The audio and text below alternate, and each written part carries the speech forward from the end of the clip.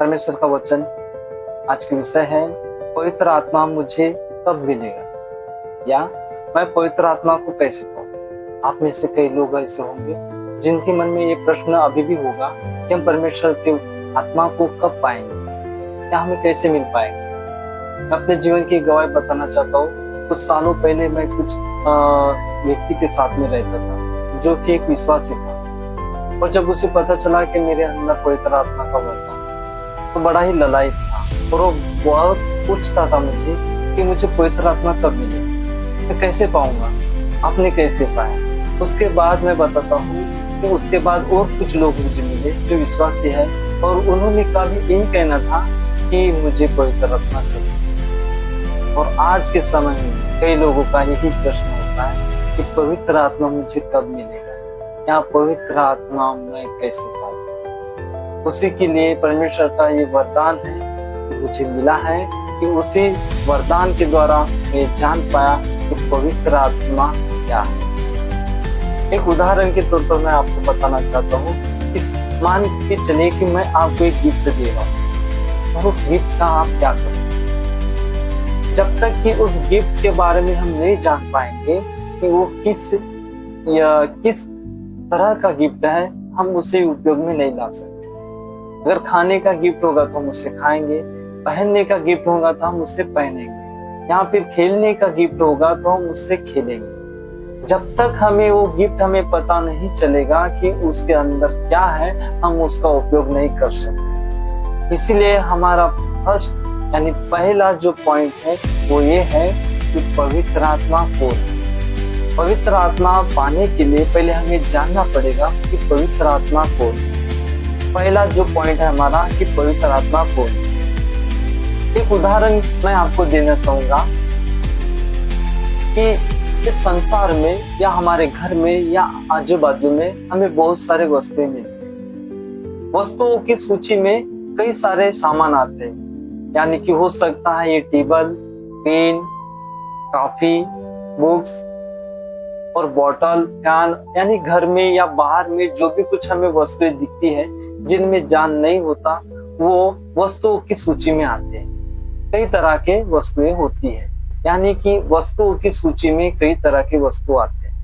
उसी प्रकार हम एनिमल यानी प्राणियों की सूची में देखेंगे कि कई तरह के प्राणी आते हैं, चाहे घरेलू हो चाहे जंगली हो। उनमें एक प्राणी नहीं होता, कई तरह के प्राणी होते हैं, जैसे हाथी, घोड़ा, बैल और भी कई तरह के प्राणी होते हैं, वो प्राणियों की सूची में आते हैं। उसी तरह पक्षियों की सूचियों में भी कई तरह के पक्षी आते हैं। कई तरह के पक्षी हमारे आजू बाजू में हमें देखने में मिलते हैं। उन पक्षियों की सूची में कोई एक पक्षी नहीं है, कई तरह के पक्षी हमें देखने में आते हैं। पर आपको बता दूं, परमेश्वर का वचन कहता है कि परमेश्वर ने मनुष्य की सृष्टि की, परमेश्वर ने मनुष्य को अपने स्वरूप में बनाया। और आप जानकर हैरान होंगे कि पूरे संसार में अनगिनत मनुष्य हुए, लेकिन मनुष्यों की सूची में सिर्फ मनुष्य एक ही अकेला है।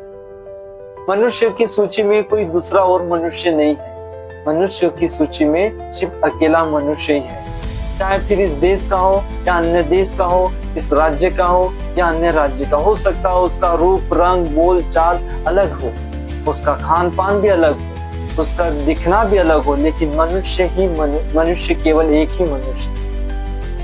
ठीक उसी प्रकार परमेश्वर जो है, पवित्र आत्मा जो है, वो है परमेश्वर की सूची में हम देखेंगे कि जैसे मनुष्य की सूची में हम मनुष्य अकेले हैं, वैसे ही पवित्र आत्मा भी एक परमेश्वर है, और वो परमेश्वर की सूची में आते हैं। और हमारे जो परमेश्वर है, पिता, पुत्र, पवित्र आत्मा, इनको छोड़ और कोई है ही नहीं। पवित्र आत्मा ही एक परमेश्वर है। आइए हम उसके लिए हम देखते हैं, एक वचन निकालेंगे, मेरे साथ निकालेंगे। उत्पत्ति 1 उसका 26 में लिखा है इस प्रकार, फिर परमेश्वर ने कहा, हम मनुष्य को अपने स्वरूप के अनुसार अपनी समानता में बनाए, और वे समुद्र की मछली और आकाश के पक्षियों और घरेलू पशुओं और सारी पृथ्वी पर और सब रेंगने वाले जंतु पर जो पृथ्वी पर है रेंगते हैं अधिकार रखें। यहाँ पर हम इस बात को देखेंगे यहाँ पे लिखा है उत्पत्ति 1:26 उसकी आयत में इस प्रकार लिखा है, फिर परमेश्वर ने कहा हम मनुष्य को अपने स्वरूप के अनुसार अपनी समानता में बनाए। यहाँ हम इस एक बात पर देखते हैं कि यहाँ लिखा है फिर परमेश्वर ने कहा हम मनुष्य को, यहाँ पे लिखा हम, जिसका अर्थ होता है कि अनेक वचन, यानी वहां पे कोई अकेला नहीं था। परमेश्वर का वचन ये बताता है हम मनुष्य को बनाए। उस समय हम इस वचन से हम ये सीखते हैं, इसमें लिखा है कि हम मनुष्य को बनाए। हम अर्थात अनेक वचन, यानी उस समय में जब पृथ्वी और इस सारी सृष्टि की रचना की गई, उस समय में पिता, पुत्र और पवित्र आत्मा ये थे। और यही परमेश्वर है, हमको बनाने वाले, हमको रचने वाले। इसलिए हमारा जो परमेश्वर है वो कई लोग उसे त्रिएक परमेश्वर भी कहते हैं। कुछ लोग मानते हैं, कुछ लोग नहीं मानते। मैं इस शब्द के विषय में नहीं कहूंगा कि ये शब्द सही है या गलत है, लेकिन मैं इतना जरूर जानता हूँ कि उत्पत्ति हुई तब भी परमेश्वर था, यानी पिता, पुत्र, पवित्र आत्मा थे। और आज भी इस समय में और अंत तक, यानी आदि और अंत यही है, यही हमारा परमेश्वर है, पिता, पुत्र, पवित्र आत्मा। हम इस वचन से ये सीखते हैं कि वहाँ एक वचन नहीं अनेक वचन लिखा है हम, यानी वो साथ में थे। कौन? पिता, पुत्र, पवित्र आत्मा। और इसलिए ये कहते हैं कि हम मनुष्य को अपने स्वरूप के अनुसार बनाए। इन तीनों ने, यानी कि परमेश्वर ने, पिता, पुत्र, पवित्र आत्मा ने हमारी सृष्टि। अब दूसरा वचन और देखते हैं, हम निकालेंगे मत्ती उसका 28 और उसका 19। मत्ती की पुस्तक उसका 28वां अध्याय और उसकी 19वीं आयत में इस प्रकार लिखा है, इसलिए तुम जाओ और सब जाति के लोगों को चेला बनाओ और उन्हें पिता, पुत्र और पवित्र आत्मा के नाम से बपतिस्मा दो। यहाँ पर हम विश्वास करते हैं तो किसी एक पर नहीं, हम तीनों पर विश्वास करते हैं, पिता, पुत्र और पवित्र आत्मा। और हम जब बपतिस्मा लेते हैं तो विश्वास का बपतिस्मा लेते हैं, जो कि पिता, पुत्र और पवित्र आत्मा के नाम से हम लिया जाता है। यानी मसीह लोग पिता, पुत्र, पवित्र आत्मा पर विश्वास करते हैं और हम इन्हीं को अपना परमेश्वर मानते हैं। और हम ये जानते हैं कि परमेश्वर यानी पिता, पुत्र, पवित्र आत्मा ने हमारी सृष्टि की। और इसीलिए हम बपतिस्मा भी अगर लेते हैं तो पिता, पुत्र और पवित्र आत्मा के नाम से लिया जाता है। यीशु मसीह ने खुद यहाँ पे कहा है कि जब तुम विश्वास करो और बपतिस्मा लो तो पिता, पुत्र और पवित्र आत्मा के नाम से बपतिस्मा। यहाँ हम इस बात से भी हम देखते हैं कि यहाँ पे भी पवित्र आत्मा जो है वो परमेश्वर के साथ है, अर्थात परमेश्वर ही है। परमेश्वर, पिता, पुत्र, पवित्र आत्मा ही हमारा परमेश्वर। जैसे हम मनुष्य की सूची में आते हैं, हम मनुष्य कहलाते हैं, वैसे ही ये परमेश्वर है। और ये परमेश्वर, मैं ऐसा कह सकता हूँ कि परमेश्वर की सूची में अगर कोई आता है तो पिता, पुत्र, पवित्र आत्मा, और तीनों एक ही है। इस बात से हम ये जानते हैं कि हमें विश्वास करना है, यानी मानना है, यानी समानता में भी है तो पिता, पुत्र, पवित्र आत्मा समानता में। एक वचन में यीशु मसीह अपने चेलों से कहते हैं, यदि तुमने मुझे देखा तो मेरे पिता को देखा। अर्थात यीशु मसीह ही जैसा ही पर पिता है। अगर तुम पिता को जानते हो तो पुत्र को जानोगे, और पुत्र को जानोगे तो पिता को जानोगे, क्योंकि ये एक है। और हम एक वचन और देखते हैं, हमारे मेरे साथ निकाले लूका रचित सुसमाचार उसका 3रा अध्याय और उसकी 22वीं आयत में हम इस प्रकार देखते हैं, और पवित्र आत्मा शारीरिक रूप में कबूतर के समान उस पर उतरा और यह आकाशवाणी हुई, तू मेरा प्रिय पुत्र है, मैं तुझसे प्रसन्न हूँ। लूका रचित सुसमाचार उसका 3रा अध्याय उसकी 22वीं आयत में इस प्रकार लिखा है, और पवित्र आत्मा शारीरिक रूप में कबूतर के समान उस पर उतरा। यहाँ हम देखते हैं कि पवित्र आत्मा, जो कि आत्मा का कोई शरीर नहीं होता, आपने सुने होंगे, बाइबल में कुछ इस प्रकार कहते हैं, लिखा है कि आत्माओं का कोई शरीर नहीं होता और आत्माओं का कोई रूप नहीं होता। लेकिन ये आत्मा कोई साधारण आत्मा नहीं, ये परमेश्वर है। और ये परमेश्वर होने के नाते ये जो यहाँ पे लिखा है कि पवित्र आत्मा कबूतर के समान रूप लेके उतरा। कबूतर के रूप के अनुसार वो पवित्र आत्मा उतरा, यानी एक शारीरिक रूप लेके यहाँ पे लिखा, और पवित्र आत्मा शारीरिक रूप में कबूतर के समान उस पर उतरा। यानी पवित्र आत्मा जो है वो रूप भी ले सकते हैं। आपने देखे होंगे कि यीशु मसीह मनुष्य का रूप लेकर इस पृथ्वी पर आया है। वो उसका ओरिजिनल रूप नहीं था क्योंकि परमेश्वर है, लेकिन वो साधारण रूप यानी मनुष्य का रूप लेके परमेश्वर यहाँ पे आए। यीशु मसीह मनुष्य का रूप धारण किया। इस बात में हम ये भी देखते हैं कि पवित्र आत्मा भी रूप लेती है क्योंकि उसमें वो सामर्थ्य है, शक्ति है, क्योंकि वो परमेश्वर है। जैसे प्रभु यीशु मसीह ने अपना रूप लिया, मनुष्य का रूप लिया और यहाँ पे उतर आया हमारे लिए, वैसे पवित्र आत्मा भी एक रूप ले सकती है। क्योंकि प्रभु यीशु को रूप ले सकते हैं, उनमें वो सामर्थ्य, शक्ति है, तो पवित्र आत्मा में भी है। इसमें हम ये देखते हैं कि समानता पवित्र आत्मा, पिता, पुत्र, पवित्र आत्मा में है क्योंकि ये परमेश्वर है। और ये रूप लेने, सामर्थ्य देने, शक्ति देने में सब तीनों इक्वल है और ये हमारे परमेश्वर है। इसी से हम ये जानते हैं कि पवित्र आत्मा भी एक परमेश्वर है। कई लोगों का ये कहना है कि पवित्र आत्मा एक सहायक है, कुछ लोगों का कहना है कि सहायक, लेकिन सहायक जैसा आप सोचते हैं कि हम जिसे जो कहेंगे हमारा जो सहायक है, अगर पवित्र आत्मा मुझे मिला जाएगा या मुझे दिया जाएगा और मैं पाऊंगा तो वो मेरा सहायक होगा, मैं उसे जो कहूंगा वो करेगा। आपके लिए बता दूं कि सहायक इस प्रकार से नहीं, वो मददगार है, यानी मदद करने वाला, उसे भी सहायक करते हैं। लेकिन ये वो वाला सहायक नहीं जो हमारे अधीन है, ये हमारा वो सहायक है जो हमारी मदद करता है। और मददगार जिसकी मदद करता है उस व्यक्ति से बड़ा होता है। जैसे कि मान के चले कि मैं अगर गड्ढे में गिर चुका हूं और मुझे कोई उठाने वाला नहीं और मैं किसी से मदद मांगूंगा और वो मुझे मदद करेगा, तो वो ऊपर होगा और मैं गड्ढे में होगा, और जो उठाने वाला है वो मेरा हाथ खींच के मुझे ऊपर ले आएगा और मुझे मदद करेगा। वो मेरा नौकर नहीं और ना मेरे अधीन है, मैंने उससे सहायता मांगी और उसने मेरी सहायता की, इसलिए वो मुझसे बड़ा है और मेरा वो मददगार है और मैं उसका कर्जदार हूँ।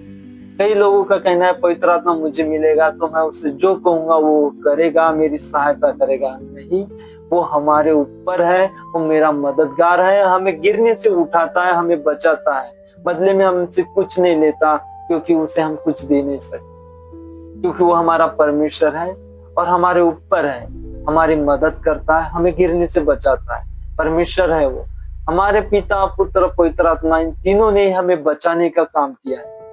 इन तीनों ने हमें बनाया, हमसे प्रेम किया और आज भी वो हमारे लिए बचाने का काम करते हैं, हमारी मदद करते हैं, हमारा मददगार है। हमारा पवित्र आत्मा ही परमेश्वर है, पुत्र भी प्रभु यीशु मसीह ही परमेश्वर है, और जो हमारा पिता है वो भी हमारा परमेश्वर ही है।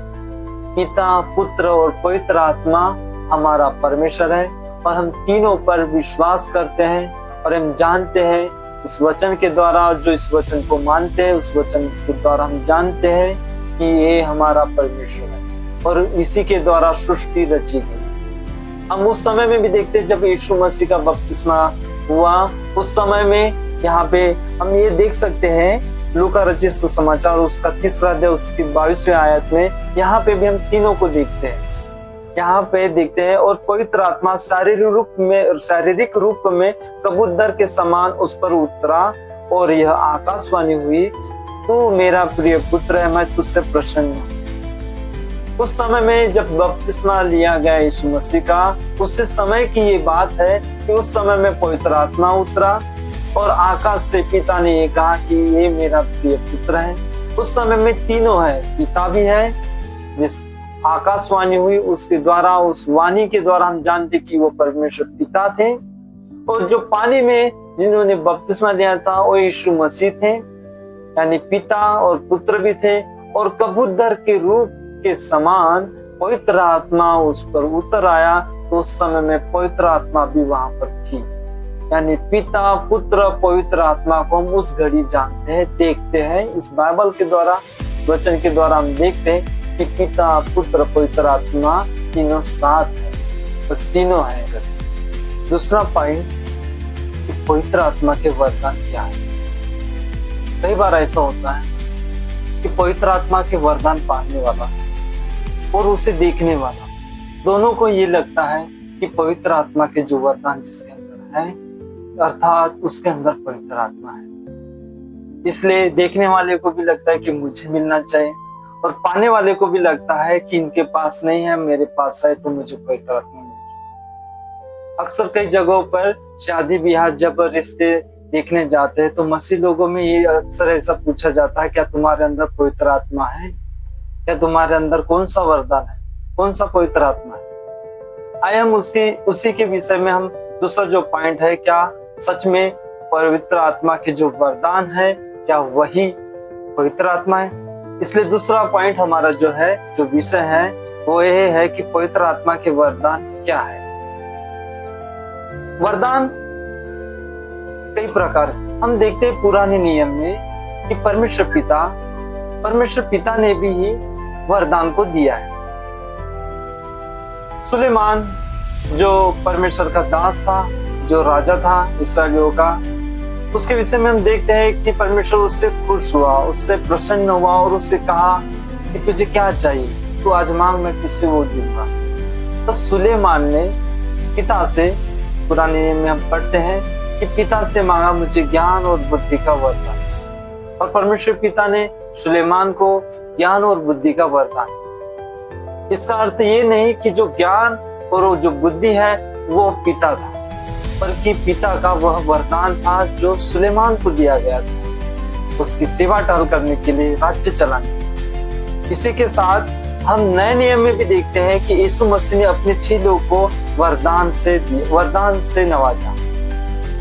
हम लूका उसका 10 और 19 में देखते हैं, लूका रचित सुसमाचार उसका 10वां अध्याय और 19वीं आयत में यहाँ लिखा है, देखो मैंने तुम्हें सांपों और बिच्छुओं को रौंदने का और शत्रुओं की सारी सामर्थ्य पर अधिकार दिया है, और किसी वस्तु से तुम्हें कुछ हानि न होगी। यीशु मसीह ने अपने चेलों को वरदान दिया, उन्हें सांपों और दुष्ट आत्माओं को निकालने का वरदान दिया, और इस सामर्थ्य शक्ति दी। ये सामर्थ्य शक्ति भी एक वरदान है।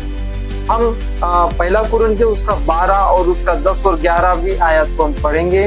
उसमें इस प्रकार लिखा है, पहला कुरिन्थियों उसका 12 अध्याय उसकी 10 और 11वीं आयत में, फिर किसी को सामर्थ्य के काम करने की शक्ति, और किसी को भविष्यवाणी की, और किसी को आत्माओं की परख, और किसी को अनेक प्रकार की भाषा, और किसी को भाषाओं का अर्थ बताना, परंतु ये सब प्रभावशाली कार्य वही एक आत्मा करता है, और वह जिसे जो चाहता है वह बांट देता है।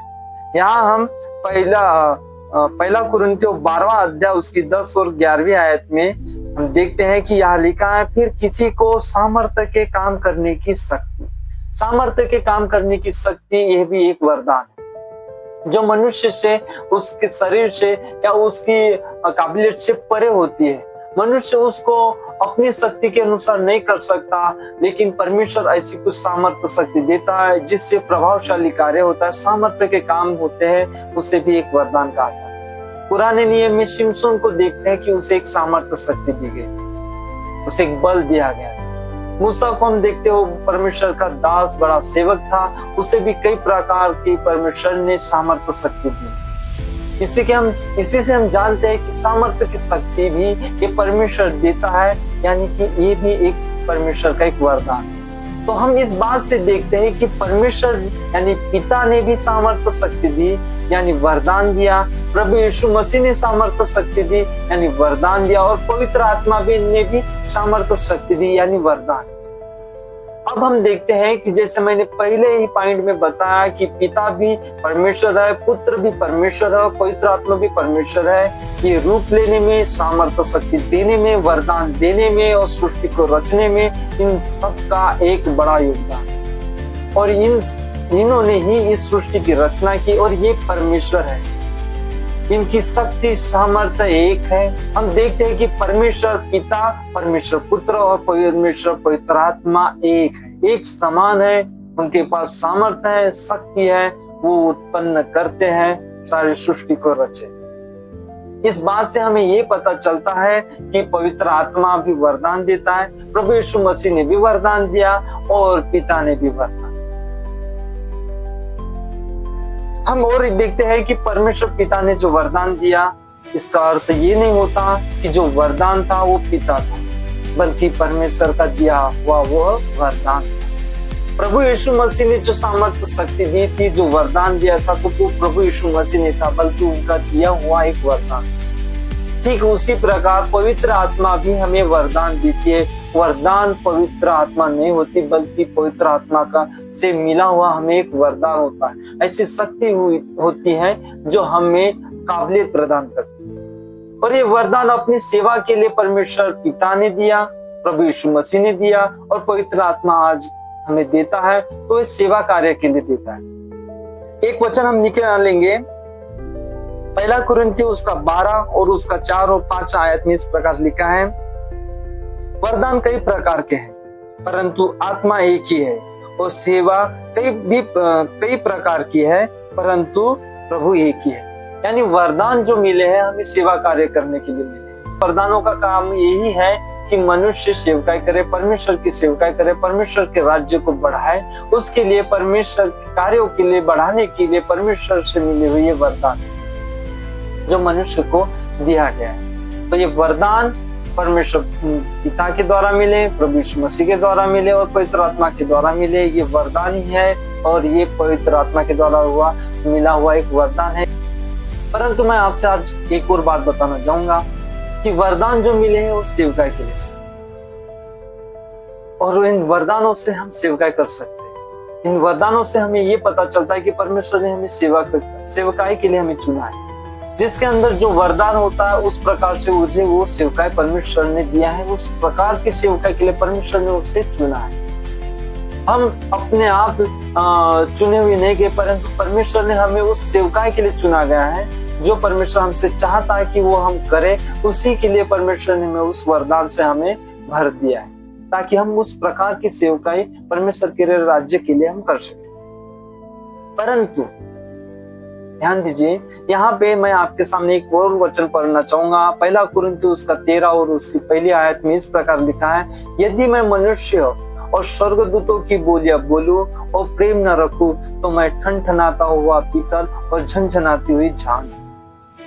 याद रखिए कि वरदान हमें सेवकाई के लिए दिया गया है, हम सेवा कर सकते हैं, लेकिन वरदानों से हमें ये गारंटी नहीं है कि हम स्वर्ग में जाएं। वरदान पाने वाला व्यक्ति स्वर्ग में जाएगा इसकी कोई गारंटी नहीं, बल्कि वरदान पाने वाला व्यक्ति एक सेवक है, इसकी गारंटी है कि उस वरदान के द्वारा वो उस प्रकार की सेवा कर सके, इसके लिए वो चुना गया। मत्ती 7 उसका 22 और 23वीं आयत में लिखा है, उस दिन बहुत से लोग मुझसे कहेंगे, हे प्रभु, क्या हमने तेरे नाम से भविष्यवाणी नहीं की और तेरे नाम से दुष्ट आत्मा नहीं निकाला और तेरे नाम से बहुत से आश्चर्य कर्म नहीं किए? तब मैं उनसे खुलकर कह दूंगा, मैंने तुमको कभी नहीं जाना।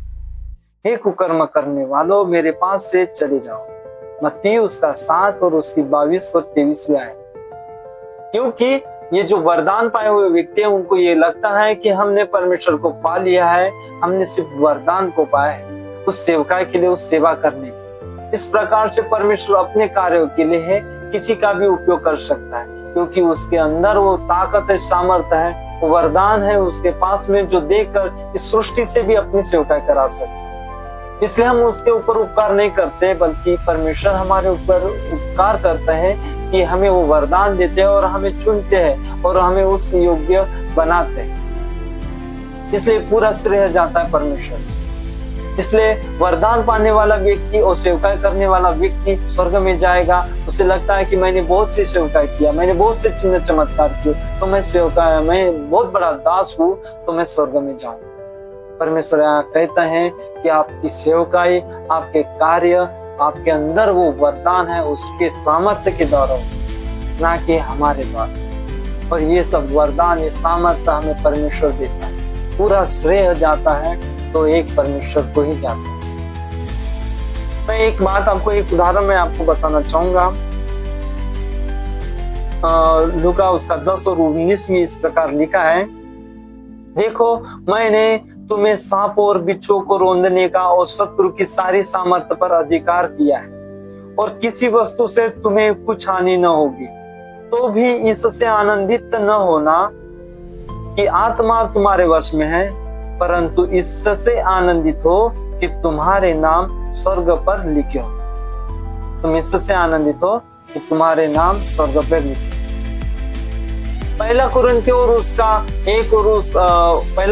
उसका 13 अध्याय और उसकी पहली आयत में भी इस प्रकार लिखा है कि यदि मैं मनुष्य और स्वर्गदूतों की बोलियां बोलूं और प्रेम न रखूं तो मैं ठनठनाता हुआ पीतल और झनझनाती झाग।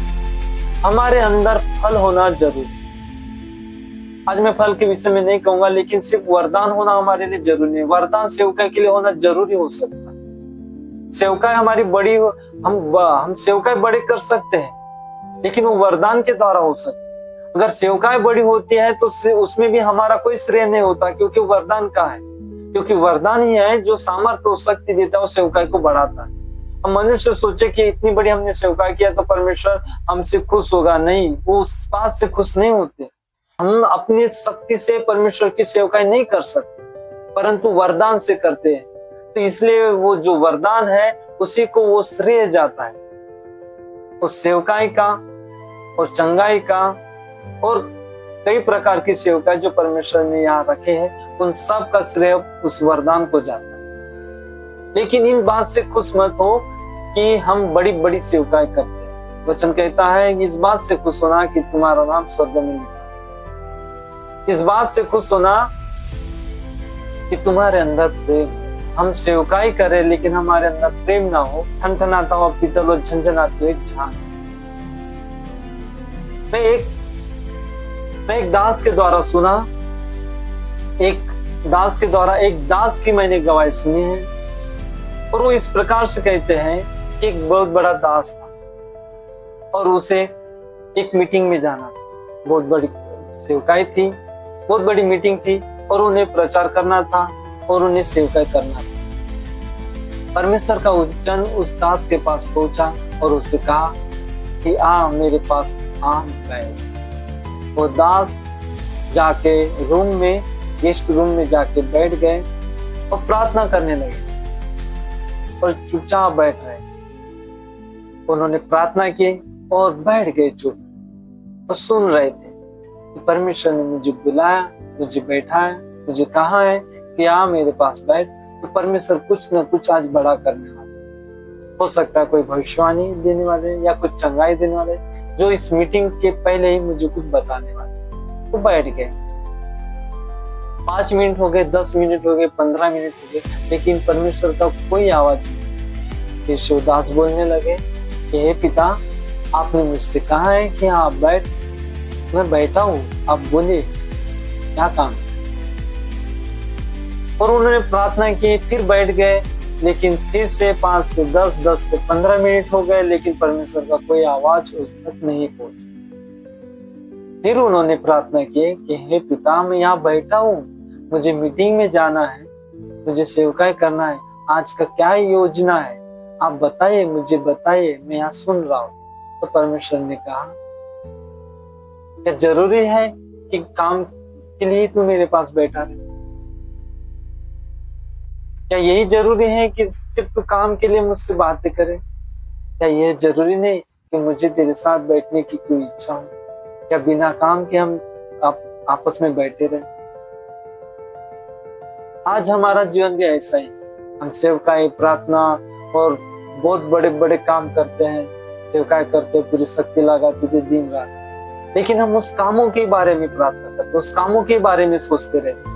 हमें परमेश्वर के साथ में बैठने का आनंद ही नहीं। परमेश्वर उस दास से कहता है कि हम तुझे जरूरी नहीं कि मेरे साथ कुछ वक्त बिना काम के बैठ सके। कई बार मैं भी एक बेटी का पिता हूँ और जरूरी नहीं होता कि मैं हर समय उसके काम से ही बात करूँ। कई बार मुझे उससे प्यार होता है, मैं उसे पकड़ लेता हूँ, गले लगाता हूँ, अपने पास बुलाता हूँ, बैठ बोलता। मुझे उससे प्यार होता है, इसलिए मैं उसे बुलाता हूँ और अपने पास बैठा। हम आज अपनी दुनिया में इन सेवकाई में लगे हुए हैं कि हमें परमेश्वर के साथ बैठने का आनंद ही नहीं।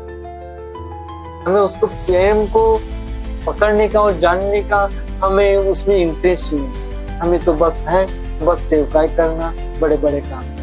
परमेश्वर चाहता है कि कुछ वक्त हम उसके साथ चुपचाप बैठे, उससे प्यार करें।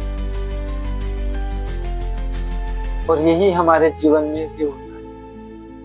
हम अपने बच्चों के साथ में देखते हैं कि वो हमारे साथ चुपचाप बैठे, हमारे साथ कुछ वक्त बिताए, और वही परमेश्वर चाहता है हम उसे वो वक्त नहीं दे सकते। हम जब भी जाते हैं रो रो के, बिलक बिलक के और प्रार्थना करते, तो सेवकाई, चंगाई और छुटकारे के लिए प्रार्थना करते, सिर्फ मांगते रहते इस संसार के लिए, अपने जीवन के लिए, अपने शरीर के लिए। लेकिन हमें कुछ वक्त चाहिए कि हमें परमेश्वर के साथ चुप बैठे, परमेश्वर के साथ वक्त बिताए। ये वही लोग हैं जो सेवकाई में ऐसे डूबे हुए हैं कि परमेश्वर से प्रेम और उनके अंदर का प्रेम खत्म हो चुका है। तो प्रेम क्या है वो उन्हें नहीं पता। उन्हें बस तो चाहिए तो सेवकाई करना, क्योंकि उन्हें बदले में स्वर्ग में जाने का द्वार मिलेगा या उन्हें अधिकार। स्वर्ग बिना परमेश्वर के अधूरा है। अगर आप स्वर्ग में जाना चाहते लेकिन परमेश्वर के पास नहीं जाना चाहते, तो ऐसा स्वर्ग भी नर्क के समान है। स्वर्ग सोने का होने से स्वर्ग नहीं बना, लेकिन परमेश्वर के होने से वह स्वर्ग बनता है। जहाँ परमेश्वर है वही स्वर्ग है। आप स्वर्ग में जाने की लालसा करते, लेकिन परमेश्वर के साथ रहने की लालसा नहीं है, या आपके अंदर वो प्रेम नहीं है, तो वो स्वर्ग परमेश्वर के बिना वो स्वर्ग नहीं, नरक होता है।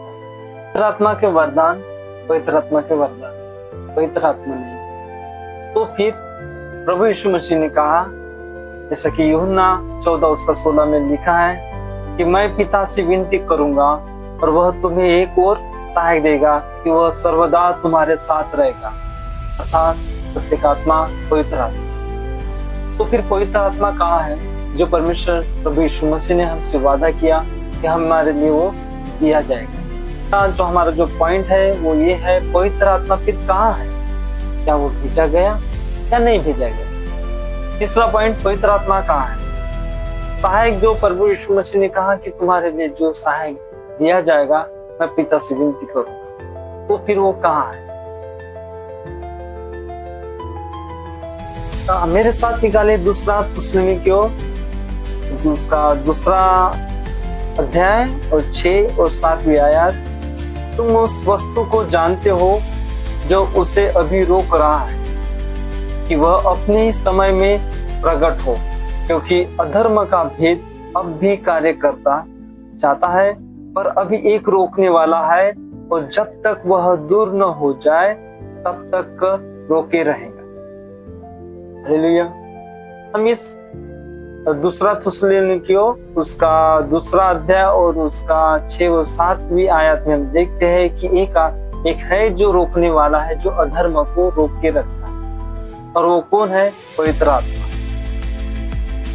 मेरे भाइयों, आप सब जानते होंगे कि परमेश्वर यानी पवित्र आत्मा के फल, प्रेम, आनंद, धीरज, कृपा, भलाई, नम्रता, संयम, ऐसे जो है, जो आत्मिक फल है, वो पवित्र आत्मा के फल है।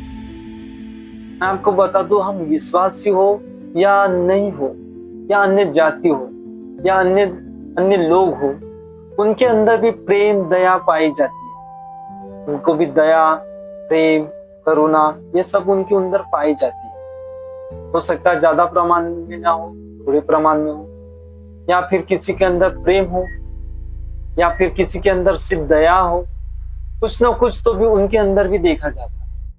इस संसार में विश्वासी जन नहीं, लेकिन अन्य लोगों के अंदर भी अगर वो फल पाए जाते तो वो पवित्र आत्मा के ही फल, क्योंकि पवित्र आत्मा इस संसार में है, और वही है जो शैतान को और शैतान के कार्यों को रोक सकता है। क्योंकि प्रेम, दया, करुणा अगर ये अन्य लोगों में है तो शैतान नहीं दे सकता, क्योंकि उसके अंदर वो होती नहीं है। ये तो पवित्र आत्मा के फल। आपको बता दो, परमेश्वर जो सूर्य जो उदय करता है, उसका प्रकाश सिर्फ विश्वासी जन के ऊपर ही नहीं, परंतु हर एक व्यक्ति के ऊपर, इस संसार में हर एक पर अपना प्रकाश उदय करता है। वो भेदभाव नहीं करता, क्योंकि वो उसने सब कुछ रचा और सबके लिए वो समान है। इसलिए पवित्र आत्मा इस संसार में आया है, और विश्वासी हो या अन्य जाति हो या अन्य लोग हो, सबको अपने फल बांटते रहता है।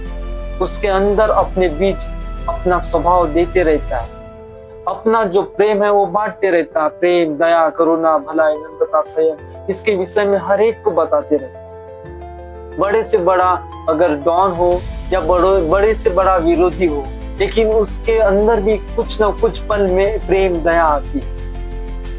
मैंने कई लोगों के अंदर जो बुरे होते हैं उनके अंदर भी मैंने दया और करुणा देखी, और ये जो कार्य होते हैं वो पवित्र आत्मा के ही कार्य होते हैं। और जैसा कि इस वचन में लिखा है कि अभी वो रोकने वाला है और वो इस संसार में है, इसीलिए वो प्रेम और दया हर एक के अंदर दिखाए जाते हैं। मरकुस उसका 13वां अध्याय और उसकी 12वीं आयत में इस प्रकार लिखा है कि भाई को भाई और पिता को पुत्र घात के लिए सौंपेंगे, और बच्चे माता पिता के विरोध में उठकर उन्हें मरवा डालेंगे। ये तब होगा जब पवित्र आत्मा यहाँ से चला जाएगा। अभी पवित्र आत्मा है इसलिए ऐसा नहीं हो रहा है, लेकिन अंत के समय में ये सब कुछ होगा, क्योंकि पवित्र आत्मा यहाँ से निराश होकर चला जाएगा। अभी वो समय है कि पवित्र आत्मा है और हमें बदलने, क्योंकि पवित्र आत्मा ही है जो अपने अंदर हमारे अंदर अपने फल को बांटते रहता है। और पवित्र आत्मा के ही फल है जो प्रेम, दया, करुणा, भलाई हमें देते जाता है। हमें सुनना है, आज उसकी सुनना है, क्योंकि रोमियो उसका 5 और उसकी 5वीं आयत में इस प्रकार लिखा है, और आशा से लज्जा नहीं होती, क्योंकि पवित्र आत्मा जो हमें दिया गया उसके द्वारा परमेश्वर का प्रेम हमारे मन में डाला गया। आज पवित्र आत्मा हमारे मन में बात करता है, हमारे अंदर पवित्र आत्मा के वो कार्य होते हैं। पवित्र आत्मा हमसे हमारे अंदर प्रेम, दया, करुणा ये भावनाएं प्रदान करते रहते हैं। जैसे शैतान हमारे मन में बात करते रहता है, हमारे अंदर बुरे विचार को डालता है, वैसे पवित्र आत्मा जो इस संसार में है हमारे अंदर अच्छी बातों को, अच्छी बातें और अच्छे फलों को हमारे अंदर डालते रहते हैं। बात है कि हमें सुनना और चुनने की, कि आज हम किसकी सुने। जैसा यीशु कहता है कि आज तुम ठान लो कि तुम किसकी सुनोगे। मैं तो अपने यहोवा की ओर जाऊंगा, मैं तो अपने परमेश्वर की स्तुति करूंगा। उसी प्रकार हमारे अंदर भी शैतान भी बातें डालता है और पवित्र आत्मा भी बातें डालता है, क्योंकि पवित्र आत्मा इस संसार में है। और जब हमारे अंदर अच्छे विचार आते हैं तो ठान लीजिए, सोच लीजिए, मान लीजिए कि ये पवित्र आत्मा के ही कार्य है, क्योंकि पवित्र आत्मा इस संसार में। आपको एक उदाहरण बताऊंगा कि जब यूहन्ना बपतिस्मा देने वाला ने अपने चेलों को यीशु मसीह के पास भेजा कि जाओ उसे पूछ के आओ, क्या जो आने वाला तू ही है या हम किसी और की राह दें। तब यीशु मसीह ने उनसे कहा कि तुम क्या देखते हो, जाके बता दो कि अंधे देखने लगे हैं, लंगड़े चल रहे हैं और गूंगे बोल रहे हैं।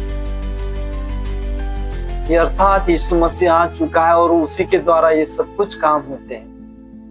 आज के इस युग में अगर हम देखते हैं कि आज भी अंधे देख रहे हैं, लंगड़े चल रहे हैं और गूंगे बोल रहे हैं, तो पवित्र आत्मा ही है जो काम कर रहा है और उसी के द्वारा ये सब कुछ हो रहा है। आज इस संसार में पवित्र आत्मा आ चुका है, इस संसार को चला रहा है। हम किसके सुन रहे हैं और किसके चलाए चल रहे हैं, ये हमारा डिसीजन है। आज हमें जानना है अपने आप को देख के कि हम किसकी सुन रहे हैं और किसके मार्ग पर चल रहे हैं। हम किसकी सुनकर हम वो काम कर रहे हैं, पवित्र आत्मा के या शैतान। रोमियो 8 उसकी 14वीं आयत में इस प्रकार लिखा है, इसलिए कि जितने लोग परमेश्वर के आत्मा के चलाए चलते हैं वे ही परमेश्वर के पुत्र हैं। जितने लोग पवित्र आत्मा के सुनकर उसके चलाए चलते हैं वे परमेश्वर के पुत्र हैं। मैंने आपसे जो दूसरा पॉइंट था कि परमेश्वर के यानी पवित्र आत्मा के जो वरदान है वो वरदान ही है, पवित्र आत्मा नहीं है। मैंने उसमें बताया है कि वो वरदान है और वरदान सेवकाई प्रदान करते, सेवकाई के लिए प्रदान करते। वरदान यानी उस सेवकाई के लिए वरदान दिया जाता है जो परमेश्वर ने जिस काम के लिए उसे चुना है। अब सेवक बड़ा से बड़ा भी हो लेकिन स्वर्ग का अधिकारी नहीं हो सकता, वो स्वर्ग में नहीं जा सकता, क्योंकि सेवक कितना भी बड़ा हो भाई, सेवक कितना ही बड़ा हो, उसके पास में पूरे राज्य की सेवकाई दिया होगा, पूरा राज्य दिया होगा, उसके अधीन होगा, उसका बड़े से बड़ा दास हो सकता है कि वो कई लोगों के ऊपर अधिकारी हो सकता है, लेकिन वो दास ही कहना है। लेकिन पुत्र एक छोटे से छोटा हो लेकिन वो अधिकारी हो। इसलिए जो कोई पवित्र आत्मा के चलता है वो पुत्र कहलाता है। इसलिए दास से बढ़कर और बड़ा पुत्र होता है। तो पुत्र वही होता है जो पिता को देखता है वो वैसे ही करता है, जो पिता की चाल चलता है वो वैसा ही होता है, वो उसका पुत्र कहलाता है। पवित्र आत्मा के चला उसके फलों के अनुसार चलना उसका पुत्र कहलाना होता है। हमें आज है कि हमें परमेश्वर का पुत्र बनना है ताकि उसके साथ वास करे, उसके साथ रहे और उसके वारिस कहलाए, उसके अधिकारी। क्योंकि दास अधिकारी नहीं हो सकता, उत्तराधिकारी नहीं हो सकता, पुत्र जरूर हो। के साथ मुझे दीजिए इजाजत। अगले सप्ताह फिर मिलेंगे एक नए विषय के साथ।